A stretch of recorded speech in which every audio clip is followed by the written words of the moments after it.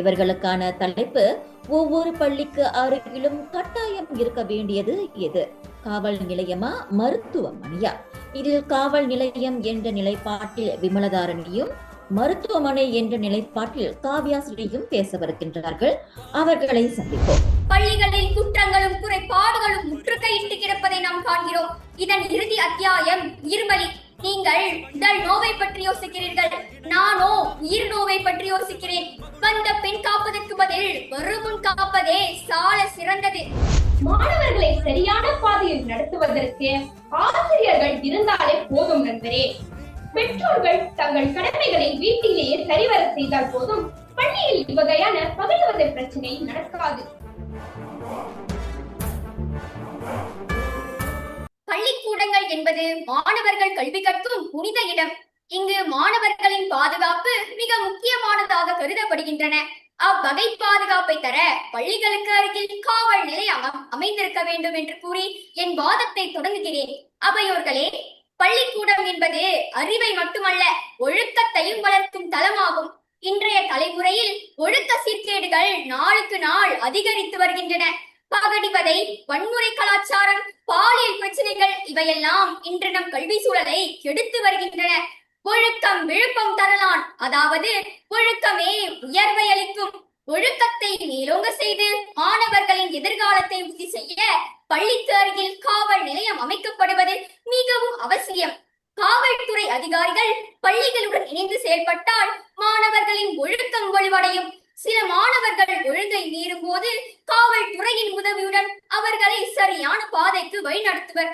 காவல் நிலையம் தவறான நடத்தையை கட்டுப்படுத்தி மாணவர்களை நெறிப்படுத்தவும் வழிவகுக்கும் என்பது வெள்ளிடை மலையாகும். அன்பு சால் அவையினரே, நெஞ்சு பொறுக்கதில்லையே இந்த நீலை கெட்ட மனிதரை நினைத்து விட்டால். இன்றைய காலத்தில் சில மாணவர்களின் செய்கையால் பள்ளிகள் கூட சில நேரங்களில் அச்சுறுத்தும் இடமாக மாறிக்கொண்டிருக்கின்றன. நெஞ்சை நிலை குலைய செய்யும் எண்ணிலடங்கா குற்றங்கள் இன்று பள்ளிகளில் தலை விரித்து ஆடிக்கொண்டிருக்கின்றன. ஆசிரியர்களின் கைகள் கட்டப்பட்ட இந்த தருணத்தில் அருகாமையில் இருக்கும் காவல் நிலையமே மாணவர்களின் உயிர் மற்றும் நலன் காக்க முக்கிய பங்காற்றுகிறது. காவல் அதிகாரிகள் பள்ளி சுற்றுப்புறங்களில் கண்காணித்து எந்த ஒரு அச்சுறுத்தலையும் தடுப்பர். மாணவர்கள் பள்ளிக்கு வரும்போது அல்லது வீட்டிற்கு திரும்பும் போது எவ்வித ஆபத்தும் இல்லாமல் பாதுகாப்பாக செல்ல முடியும். இதனால் மாணவர்களும் பெற்றோர்களும் மன நிம்மதியுடன் இருப்பார்கள் என்பது நிதர்சன உண்மை. தகைசால் அவையினரே, ஆகவே பள்ளிக்கு அருகில் கட்டாயம் இருக்க வேண்டியது காவல் நிலையம் என்பதே என் ஆணித்தரமான வாதம். நன்றி. ஒவ்வொரு பள்ளிக்கு அருகிலும் கட்டாயம் இருக்க வேண்டியது மருத்துவமனையா, காவல் நிலையமா? என் நிலைப்பாடு மருத்துவமனை. அவையோரே, ஒவ்வொரு மாணவரும் நாட்டின் எதிர்காலம் தூண். அவர்களின் உடல்நலம் மிக முக்கியம். ஆனால் இன்றைய குழந்தைகளின் உடல்நலம் அந்த காலத்து பிள்ளைகள் போல உறுதியாக இல்லை. அவர்களுக்கு திடீரென உடல்நலம் பாதிக்கப்படுதல், மயக்கம், ஆஸ்மா, அலர்ஜி போன்றவை அடிக்கடி ஏற்படுகிறது. மேலும் ஆபத்து அவசர வேளைகளில் கன நேரத்தில் முதலுதவி அல்லது சிகிச்சை வழங்க மருத்துவமனை கட்டாயம் தேவைப்படுகிறது. எடுத்துக்காட்டு, இதய நிறுத்தம், பாம்பு, பூச்சிக்கடி, கை கால் முறிவு, சிறு விபத்து, ரத்த காயம் போன்ற அசம்பாவிதங்கள் நடந்தால் உடனே சிகிச்சை வழங்கி உயிரை காப்பாற்ற முடியும். சமீபத்தில் கூட மாணவர் ஒருவர் இன்ஃப்ளூயன்சா என்ற நோயால் மூச்சு திணறல் ஏற்பட்டு மருத்துவமனைக்கு போகும் வழியிலே உயிரிழந்து விட்டார். சபையோரே, இன்றைய மாணவர்கள் முன்னாடி கோப்பையை போலதான் இருக்கின்றனர். சிறிய அதிர்ச்சியையும் சிறிய மாற்றத்தையும் தாங்கிக் கொள்ளும் மனோபலம் இன்றைய தலைமுறையினருக்கு இல்லை என்பது வருத்தத்திற்குரிய உண்மையாகும். இப்போதெல்லாம் மாணவர்களுக்கு படபடப்பு, மன அழுத்தம், தற்கொலை எண்ணம் போன்றவை எளிதில் வருகிறது. என் பள்ளி ஆசிரியர்கள் பாவம், கல்வி கற்பித்தல் வேலையை விட்டுவிட்டு மாணவர்களுக்கு மருத்துவ சேவை செய்து கொண்டிருக்கின்றனர். ஆனால் பள்ளிக்கருகில் மருத்துவமனை இருந்தால் ஆசிரியர்களின் மன அழுத்தமும் வேலை பளுவும் அதிக அளவில் குறையும் என்பதே என் வாதம். மாறாக பள்ளிக்கருகில் காவல் நிலையம் இருந்தால் மாணவர்களின் பதற்றமும் மன அழுத்தமும் தான் தோன்றும். இதுதான் மனித இயல்பு. அவையோரே, இருக்கின்ற பொய்கள் எல்லாம் படிக்கின்ற பள்ளிகள் செய்வோம், பயில்கின்ற பள்ளிகள் பக்கம் பராமரிக்கும் வைத்தியசாலைகள் வைப்போம் என்று கூறி விடைபெறுகிறேன். நன்றி. சகோதரியே, மருத்துவமனை தேவையில்லை என்று நான் கூற வரவில்லை. ஆனால் மருத்துவமனை காயத்திற்கு பிறகு உதவும், காவல் நிலையம் காயம் வராமல் தடுக்க உதவும் என்பதை நினைவில் கொள்ளுங்கள். பூனை கண்ணை மூடினால் உலகமே இருண்டு போகுமா? உங்கள் கருத்தில் இலை நிற்பதற்கு பதில் பள்ளியில் என்ன நிகழ்கிறது? சற்று சிந்தித்து பாருங்கள் சகோதரி. பள்ளியில் ஏற்படும் சிறு சிறு காயங்களுக்கு மருந்து கொடுக்கவே ஆசிரியர்கள் இருக்கிறார்கள். இன்று அவ்வகை காயங்களுக்கு கூட மருத்துவமனையில் சிகிச்சை அளிப்பதில்லை என்பதுதான் உண்மை. பெருங்காயங்கள், எதிர்பாரா விபத்துகள் ஏதோ ஒரு தருணத்தில் தான் பள்ளியில் ஏற்படுகிறது. பல சமயங்களில் அவ்வகை விபத்துகள் ஏற்படாமல் பள்ளி நிர்வாகமே கவனமாக பார்த்துக் கொள்கிறது. நோயோ காயமோ இதை கூட சரி செய்து விடலாம். ஒழுக்க சீர்கேட்டை கொழுந்தியில் களையவில்லை என்றால் பெரிய விபரீதத்தை பார்க்க நேரிடும் இந்த சமுதாயம். அவ்வளவு பிரச்சனைகள் நடக்கும் இடத்தில் காவல் நிலையம் இருந்தால் மாணவர்களின் ஒழுக்கம் வலுவடையும். ஒரு காவலரின் பார்வை போதும், வன்மை குறையும், ஒழுக்கம் வளரும். பாதுகாப்பே சிறந்த கல்விக்கான அடித்தளம். எனவே ஒவ்வொரு பள்ளிக்கு அருகிலும் காவல் நிலையமே இருக்க வேண்டும். நன்றி. நண்பரே, உங்களின் அறியாமையை கண்டு எனக்கு வேடிக்கையாக தான் இருக்கிறது. பள்ளியில் மாணவர்களுக்கு பாதுகாப்பு அளிப்பதற்கு தான் பள்ளி தலைமை ஆசிரியர், துணை தலைமை ஆசிரியர், கற்பொழுங்கு ஆசிரியர், ஆலோசனை ஆசிரியர், பள்ளி காவலாளர்கள் போன்ற பலர் உள்ளனர். இவர்களை தவிர்த்து பள்ளிக்கு அருகில் காவல் அதிகாரிகள் இருப்பதற்கான அவசியமே இல்லை. மேலும் இன்றைய காலத்தில் மாணவர்களுக்கு திடீரென அசுபாவிதங்கள் நடக்க நேரிடும். அதாவது மாணவர்களுக்கு மூச்சு திணறல் ஏற்படலாம், அல்லது இரத்த காயம் ஏற்படலாம், அல்லது பூச்சிக்கடி ஏற்படலாம். அந்த நேரத்தில் உயிர் பலி ஆகாமல் இருக்க மருத்துவமனை அருகில் இருப்பது மிக அவசியம். மேலும் மாணவர்களுக்கு ஒரு திடீரென ஒரு அசுபாவிதம் நடந்தால் கூட அப்படி இருக்கும் ஆசிரியர்களுக்கு எப்படி இருக்கும் என்று நீங்கள் நினைத்து பாருங்கள். ஐயோ, அந்த மாணவனை காப்பாற்ற வேண்டும் என்ற மன அழுத்தத்திற்குள் ஆசிரியர்கள் தள்ளப்படுவார்கள்.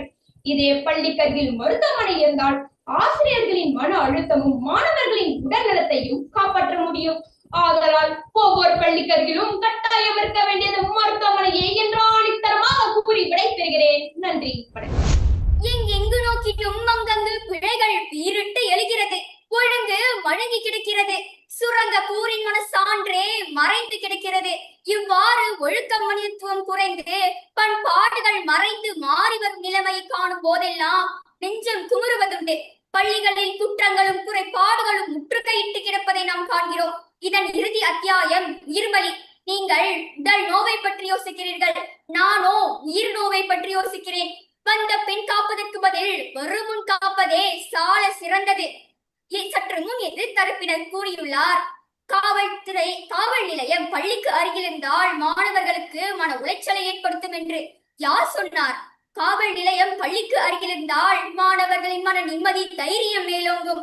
உயிர், கல்வி மற்றும் எதிர்காலம் பாதுகாப்பாகும். மாணவர்கள் நிம்மதியாகவும் கல்வி கற்க முடியும். இதனால் தான் கல்வி இலாகாவே நமக்கு ஒவ்வொரு பள்ளிக்கும் ஒவ்வொரு காவல்துறை அதிகாரி என்று நியமித்தனர். ஆகவே ஒவ்வொரு பள்ளிக்கு அருகிலும் காவல் நிலைமை நிச்சயம் இருக்க வேண்டும் என்பதே என் ஆணித்தரமான வாதம். நன்றி. நண்பரே, மாணவர்களை சரியான பாதையில் நடத்துவதற்கு ஆசிரியர்கள் இருந்தாலே போதும். நண்பரே, பெற்றோர்கள் தங்கள் கடமைகளை வீட்டிலேயே சரிவர செய்தால் போதும். பள்ளியில் இவ்வகையான பகிர்வது பிரச்சனை நடக்காது. மேலும் இன்றைய காலத்தில் மாணவர்களுக்கு எவ்வளவு அசுபாவிதங்கள் நடக்கிறது உங்களுக்கு தெரியுமா?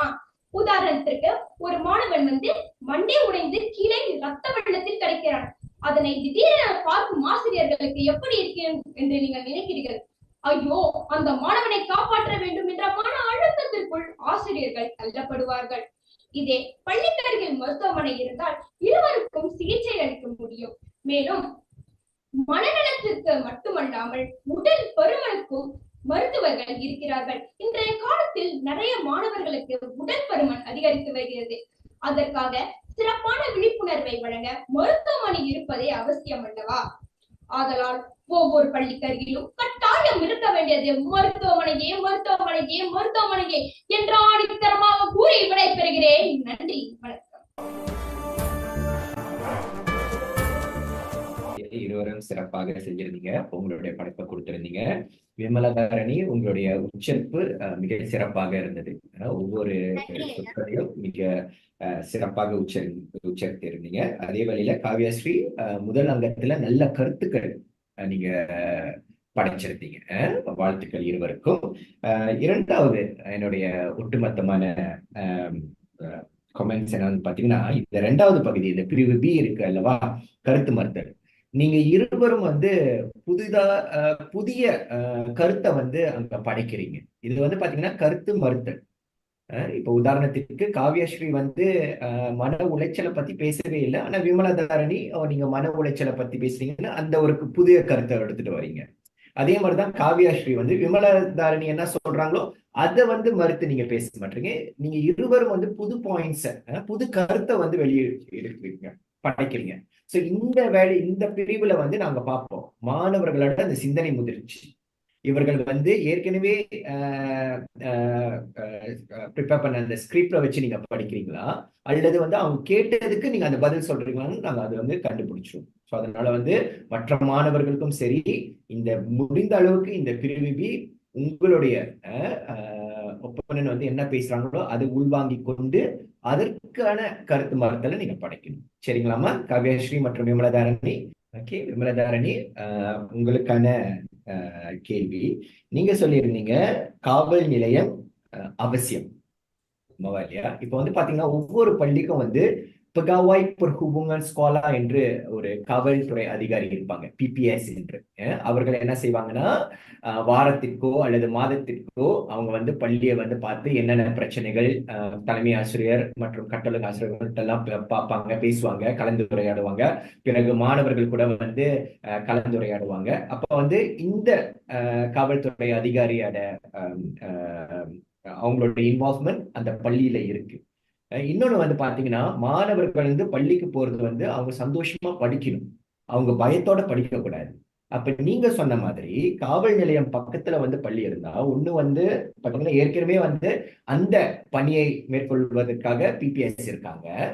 இரண்டாவது பாத்தீங்கன்னா, காவல்துறை அதிகாரி அவங்க பள்ளியில இருக்கும் பொழுது அல்லது அவங்க அந்த மாந்தாவான் செய்யும் பொழுது மாணவர்கள் பயத்தோட படிப்பாங்க. அப்ப அவங்க சரியான சூழல்ல படிக்கிறதுக்கு வாய்ப்புகள் கிடையாது. ஆகையால் காவல் நிலையம் பக்கத்துல இருக்கணும்னு அவசியம் இல்லை என்று நான் கூறுகிறேன். இதற்கு நீங்க என்ன சொல்றீங்க விமலதாரணி? வணக்கம் ஐயா. காவல் நிலையம் அருகில் இருந்தா மாணவர்கள் பயப்படுவாங்கன்னு சொல்றீங்க. ஆனா மாணவர்கள் பயப்படுறாங்க, மகிழ்ச்சியா படிக்கிறாங்க, அது மாணவர்களோட கையில தான் இருக்கு. அவங்க தப்பு பண்ணலாம், அவங்க பயப்பட வேண்டிய அவசியமே கிடையாது. தப்பு பண்ணால்தான் ஒருவர் பயப்பட வேண்டும். அதனால நிச்சயமா காவல் நிலையம் இருக்கும் போது மாணவர்கள் பயப்பட வேண்டிய அவசியமே கிடையாது. அவர்கள் நிம்மதியாகத்தான் கல்வி இன்னும் கற்பார்கள், இன்னும் ஆர்வமாக கல்வி கற்பார்கள். சொல்ல போனால் உங்களுக்கே தெரியும், நீங்கள் அந்த துறையில் இருப்பதனால் உங்களுக்கே தெரியும் காவல் நிலையம் பள்ளிக்கு அருகில் இருப்பது எவ்வளவு முக்கியம் என்று. அதனால் ஒவ்வொரு பள்ளிக்கு அருகிலும் நிச்சயம் இருக்க வேண்டியது காவல் நிலையமே ஐயா. அப்பனா ஒரு நல்ல கருத்தை சொல்லிட்டீங்க. நீங்க தப்பு செய்யலன்னா நீங்க ஏன் பயப்படணும்? நீங்க பாட்டுக்கு நல்லா சந்தோஷமா படிக்கலாம்னு சொல்றீங்க. ஓகே, வாழ்த்துக்கள் விமலதாரணி. அடுத்ததாக காவ்யாஸ்ரீ. வணக்கம் ஐயா. தயாரா இருக்கீங்களா? இப்ப பாத்தீங்கன்னா கண்டிப்பா நீங்க மருத்துவமனைக்கு போயிருப்பீங்க. ஒரு மருத்துவமனைக்கு போகும் பொழுது அதனுடைய அந்த போக்குவரத்து நெரிசல் எப்படி இருக்கும்னு உங்களுக்கு தெரியும். ஆமாவா இல்லையா? ஓகே, அப்ப ஒரு பக்கத்துல இந்த சைடு பாத்தீங்கன்னா, இந்த பக்கத்துல பாத்தீங்கன்னா ஒரு பள்ளி, இந்த அருகில இன்னொரு மருத்துவமனை. இப்படி இருக்கும் பொழுது அது பெரிய ஒரு போக்குவரத்து நெரிசலை உண்டாகும். அதுவே பெற்றோர்களுக்கும் சரி, மாணவர்களுக்கும் சரி, இந்த மருத்துவமனைக்கு போற நோயாளிகளுக்கும் சரி, இது எல்லாமே அவங்களுக்கு ஒரு மன உளைச்சல். சரிங்களா? நம்ம பள்ளிக்கு தாமதமாச்சும் நம்ம போயிடலாம், பிரச்சனை இல்லை. ஆனா ஒரு முதலுதவி தேவைப்படுற ஒரு நோயாளி ஆம்புலன்ஸ்ல போறாங்க, அப்ப அந்த போக்குவரத்து நெரிசல்லாம் அது கிளியரா இருக்கணும். ஆமாவா இல்லையா? அப்ப இந்த பக்கத்து பள்ளிக்கூடம், இந்த புறம் மருத்துவமனை இதெல்லாம் அருகில் இருக்கும் பொழுது போக்குவரத்து நெரிசல் இது நம்மளுக்கு ஒரு பெரிய சுமையா இருக்கும், நம்மளுக்கு நல்ல ஒரு மன உளைச்சலை கொடுக்கும். ஆகிய தேவை இல்லை, மருத்துவமனை பக்கத்துல இருக்கணும்னு அவசியமே இல்லை என்று நான் சொல்றேன்.